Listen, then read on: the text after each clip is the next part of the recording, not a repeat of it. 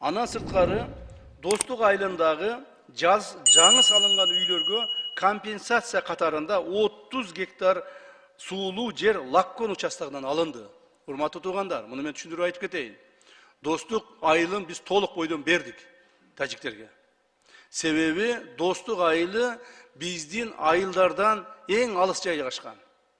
Ал жерде эч кандай бизге стратегиялык же болбосо экономикалык эч кандай мындай пайда жок деп айтсам болот да, пайда жок деп айтсам болот. Мына мягко айткандачы, пайда жок.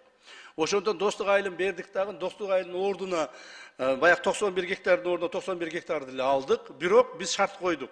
Достук айылын биз жаңадан куруп чыкканбыз. Достук айылында бизде үйлөр бар, жаңадан курулган. Так, ошол үйлөр бар. Ал жерде чек ара заставабыз бар. Кстати, биз булардын да чек ара заставасын алдык Кайрагачтагы. Чек ара заставабызды да кошуп берип атабыз. Демек бизге ушуга компенсация кылып бересиңер деп жерди 30 гектар жер алдык. Мен ойлоймун, үйлөрдү бузса, курса боло берет. Бирок жер баасыз экендигин билесиздер.